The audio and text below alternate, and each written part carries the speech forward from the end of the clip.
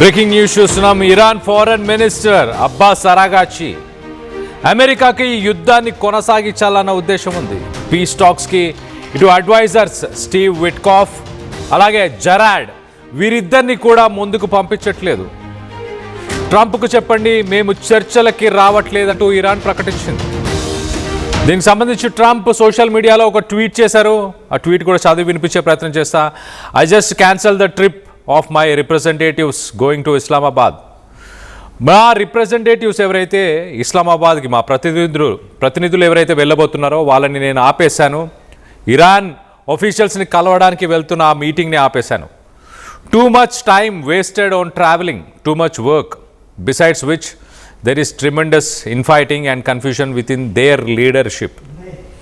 Trump చాలా క్లియర్గా ఏమంటున్నాడంటే అంత దూరం ప్రయాణం చేయడం, అంత కష్టపడడం, అంత టైం ఇన్వెస్ట్ చేయడం వేస్ట్. ఇరాన్ లీడర్షిప్లోనే కొంత కన్ఫ్యూషన్ ఉంది, వాళ్ళకే ఒక క్లారిటీ లేదు. ఇటు ఐఆర్జీసీతో పాటు ఇరాన్ రూల్ చేస్తున్న ఆ రెజైమ్ వీళ్ళిద్దరి మధ్య కోఆర్డినేషన్ లేదు అంటూ ట్రంప్ మాట్లాడుకొచ్చారు. మరోపక్క nobody knows who is in charge including them. Also we have all the cards, they have none. ఎవరికి తెలియదు అసలు అక్కడ ఎవరు పరిపాలిస్తున్నారు అనేది క్లారిటీ లేదు, వాళ్ళకే ఒక క్లారిటీ లేదు. ఇటు ఇస్లామిక్ రెవల్యూషనరీ గార్డ్సా లేకపోతే ఆ రెజైమ్ అక్కడున్న మత పెద్దలు రూల్ చేస్తున్నారా, వాళ్ళకే క్లారిటీ లేదు. Also we have all the cards, they have none. మా దగ్గరే అన్ని ప్లస్ పాయింట్లు ఉన్నాయి, వాళ్ళ దగ్గర ఏమీ లేవు. If they want to talk all they have to do is to call me. So వాళ్ళు మాట్లాడాలనుకుంటే వాళ్ళు చర్చలకి ముందుకు రావచ్చు అంటూ ఇటు ట్రంప్ ట్వీట్ చేస్తున్నాడు. మరో పక్కన ఇరాన్ ఫారెన్ మినిస్టర్ అబ్బాస్ అరాగాచి హార్మోజ్ను దిగ్బంధించినందుకు చర్చలంటే ఎలా అంటూ, కాల్పుల విరమణ ఉల్లంఘించారు అంటూ, మీతో శాంతి చర్చలు ఎలా జరపాలంటూ ఇటు ఇరాన్ మాట్లాడుతుంది. ఇరాన్ స్టేట్మెంట్స్ని ట్రంప్ తోసిపుచ్చేశాడు. ఇంత హై టెన్షన్ వాతావరణం నెలకొన్నప్పుడు ఇరాన్ చర్చల్లో పాల్గొనదు. శాంతి ఒప్పందం కోసం ఇరాన్ ఒక సంతృప్తికరమైన ప్రతిపాదన చేయకపోవడంతోనే చర్చలని రద్దు చేశామంటూ ఇటు ట్రంప్ చెప్పుకొస్తున్నారు. చర్చలు రద్దు కావడంతో మిడిల్ ఈస్ట్లో ఎలాంటి పరిస్థితులు నెలకొనబోతున్నాయంటూ ఇటు గల్ఫ్ కంట్రీస్ అలాగే యునైటెడ్ అరబ్ ఎమిరేట్స్ ఈ దేశాలకు సంబంధించిన అధినేతలు ప్రస్తుతానికి తలలు పట్టుకుంటున్నారు. మొత్తం మీద పీస్ టాక్స్ ఇంకా ముందుకు వెళ్ళే ఆలోచన లేదు అంటూ ట్రంప్ చెప్తున్నాడు. ఇటు Iran foreign minister Abbas Araghchi కూడా అదే పాయింట్ని చెప్పే ప్రయత్నం చేస్తున్నారు. మరో పక్కన America Steve Witkoff, Jared Kushner వీరిద్దరిని పాకిస్తాన్కి పంపిస్తున్న సమయంలో ఒక్కసారిగా ఆ పీస్ టాక్స్కి వెళ్ళట్లేదు, మా దగ్గరే అన్ని కార్డ్స్ ఉన్నాయంటూ ట్రంప్ వెనకడుగు వేశాడు. తెహ్రాన్ చాలా క్లియర్గా తమ పొజిషన్ ఒక మాస్టర్ స్ట్రోక్, అంటే మేము యుద్ధాన్ని కొనసాగించాలనుకోవట్లేదు, ఒక పీస్ టాక్స్ని కంటిన్యూ చేయాలన్న ఆలోచన. అబ్బాస్ అరాగాచి చాలా క్లియర్గా మేము ఇంకొక ప్రపోజల్ని ముందుకు తెచ్చే ప్రయత్నం చేసినా కూడా ట్రంప్ మాత్రం దాన్ని పట్టించుకోవట్లేదు అంటూ అబ్బాస్ అరాగాచి చెప్పుకొస్తున్నాడు. ప్రపంచ దేశాలు చూస్తున్నాయి, యుద్ధాన్ని మేము మానేయాలని మేము ప్రయత్నం చేస్తుంటే ట్రంప్ మాత్రం యుద్ధాన్ని కొనసాగించేలాగానే తన వైఖరి ఉంది అంటూ అబ్బాస్ అరాగాచి చెప్పుకొచ్చారు. మరోపక్కన ballistic missiles, nuclear material, uranium ఈ రెండు అంశాలు, అలాగే స్ట్రెయిట్ ఆఫ్ హార్మోజ్ ఈ మూడు అంశాలని చెప్పొచ్చు. Ballistic missiles, nuclear material, strait of Hormuz ఈ మూడింటికి సంబంధించిన చర్చలే ప్రస్తుతానికి అమెరికా అలాగే ఇరాన్ మధ్య జరుగుతున్నాయి. బలిస్టిక్ మిసైల్స్ మేము డిఫెండ్ చేసుకోవడానికే మేము ఆ ప్రొడక్షన్ చేస్తున్నాము అంటూ ఇటు ఇరాన్ మాట్లాడుకొస్తుంది. వాటిని మా సర్వైవల్కి వాడుకోవడానికి మాత్రమే అంటూ ఇరాన్ చెప్తుంది. కానీ ట్రంప్ అలాగే అమెరికా బలిస్టిక్ మిసైల్స్ ప్రోగ్రామ్ని షట్ డౌన్ చేయాలి, ఇంకా ప్రొడక్షన్ చేయకూడదు అంటూ అమెరికా డిమాండ్.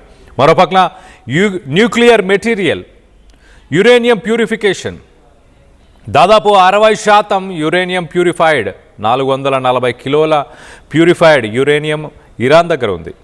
ఆ ప్యూరిఫైడ్ యురేనియంని కాస్త న్యూక్లియర్ మెటీరియల్గా మారుస్తారు మీరు, న్యూక్లియర్ బాంబుని తయారు చేస్తారు అంటూ ట్రంప్ ఆరోపిస్తున్నాడు.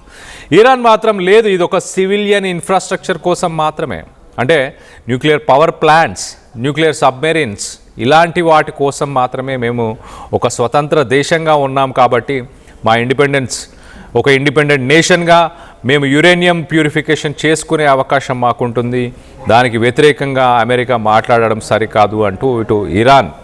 మరోపక్కన స్ట్రెయిట్ ఆఫ్ హార్మోస్ గురించి మనం మాట్లాడుకునే ప్రయత్నం చేద్దాం. ఇటు international waters, Iranian international waters, ఇరాన్కి సంబంధించిన మేరీ టైమ్ కోస్ట్ లైన్లోనే ఈ స్ట్రెయిట్ ఆఫ్ హార్మోస్ ఉంది, కాబట్టి దానిపైన ఫుల్ రైట్స్ మాకుంటాయి, ఎట్టి పరిస్థితుల్లో దాన్ని మేము వదులుకోము అంటూ ఇటు ఇరాన్ చెప్పుకొస్తున్న పరిస్థితి. సో మొత్తం మీద ఈ straight of హార్మోస్, ballistic missiles, nuclear material, ఈ 3 అంశాల మీద ఇటు ట్రంప్ అలాగే ఇరాన్ రెండు ఒక కొలిక్కి రాలేని పరిస్థితి.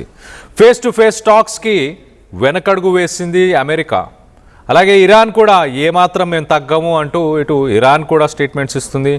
రానున్న రోజుల్లో ఏం జరగబోతుంది అంటూ ఉత్కంఠంగా మారింది సిచ్యువేషన్. ఇంటర్నేషనల్ మార్కెట్లో ప్రస్తుతానికి బ్యారెల్ ఆయిల్ ధర $110 మించిపోయింది. కొన్ని ఏరియాస్లో అయితే ఒక బ్యారెల్ ధర $140. ఇదే అవకాశంగా తీసుకొని అమెరికా ఇష్టానుసారంగా ఆయిల్ని అమ్ముతున్నట్టు తెలుస్తుంది. ఆయిల్కి సంబంధించిన డెరివేటివ్స్ అంటే ఆయిల్ బేస్ చేసుకొని వచ్చే మిగతా ప్రోడక్ట్స్ని, పెట్రోల్, డీజిల్, ఇటు ఏవియేషన్ ఇండస్ట్రీ అంటే ఫ్లైట్స్లో యూజ్ చేసే జెట్ కావచ్చు, కెరసిన్ ఆయిల్ కావచ్చు, ఇలాంటివన్నీ కూడా హై రేట్స్లో అమెరికా లబ్ధి పొందుతూ అమ్ముతున్నట్టు తెలుస్తుంది. సో ఓవరాల్గా ఒక ఇంటెన్స్ సిట్యువేషన్ అయితే నెలకొనుంది. ఏ క్షణాన ఏం జరుగుతుందంటూ, సీజ్ ఫైర్ ఉల్లంఘన చేశారు అంటూ ఇటు ఇరాన్ అమెరికా పైన ఆరోపిస్తుంది. అమెరికా మీరు చర్చలకి రావాలి అంటే ముందుగా స్ట్రెయిట్ ఆఫ్ హార్మోస్ని పూర్తిగా ఓపెన్ చేయాలంటూ డిమాండ్ చేస్తుంది. సో సీజ్ ఫైర్ ఎండ్ చేసే అవకాశం ఏమైనా ఉందా, యుద్ధం కొనసాగే అవకాశం ఏమన్నా ఉందా? మరోపక్కన ట్రంప్ పైన వైట్ హౌస్కి సంబంధించి 2600 మంది జర్నలిస్టులతో ఒక డిన్నర్ మీటింగ్లో ఉన్న సమయంలో ట్రంప్ పైన అటాక్ చేయడానికి ఒక దుండగుడు ప్రయత్నించాడు. ట్రంప్ మిడ్ టర్మ్ ఎలక్షన్స్ దగ్గరకు వస్తున్న సమయంలో ట్రంప్కి ఇది ఒక సింపతి గెయినర్గా మారే అవకాశం ఉంది. కానీ చర్చలు విఫలించి సీజ్ ఫైర్ కనుక ఎండ్ అవుతే రానున్న రోజుల్లో ట్రంప్కి కష్టకాలం అని చెప్పొచ్చు. మిడ్ టర్మ్ ఎలక్షన్స్లో ట్రంప్ ఓడిపోయే అవకాశం ఉంటుంది. ఆల్రెడీ ట్రంప్ రేటింగ్స్ 64% తగ్గిపోవడం గమనార్హం. గతంలో ఉన్న రేటింగ్స్ కంటే తక్కువ రేటింగ్స్తో ట్రంప్ మిడ్ టర్మ్ ఎలక్షన్స్లో గెలిచే అవకాశం లేదంటూ పొలిటికల్ అనలిస్టులు చెప్పుకొస్తున్నారు. దీనికి సంబంధించి మీరేమనుకుంటున్నారు? పీస్ టాక్స్ ముగిసిన తర్వాత మళ్ళీ ఇరాన్ ముందుకొచ్చే అవకాశం ఉందా? అమెరికా దీనికి సపోర్ట్ చేసే అవకాశం ఉందా? దీనిపైన మీ అభిప్రాయం ఏంటి? అనేది కింద కామెంట్ రూపంలో తెలియపరచండి.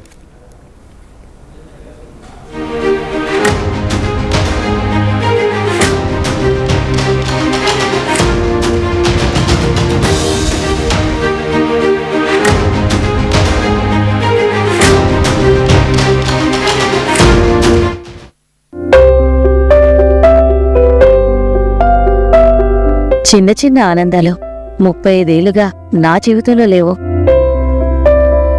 35 ఏళ్లుగా నేను డైపర్లలో బ్రతికాను. 6 సెంటీమీటర్ల ఫిస్టులా నా మూత్రాశయంలో లీకు కారణమైంది. ఎవరూ నాకు సహాయం చేయలేకపోయారు. AINUలో వైద్యులను కలిసే వరకు. అక్కడ వారు రోబోటిక్ శస్త్రచికిత్సతో నాకు పరిష్కారం ఇచ్చారు. వారు నా ఆత్మవిశ్వాసాన్ని కూడా తిరిగిచ్చారు. Precision Care makes it possible. The Center for Robotic Surgery at AINU. At KLA Global Business School, we help you learn the greatest skill in life, making the right choice. KL Global Business School.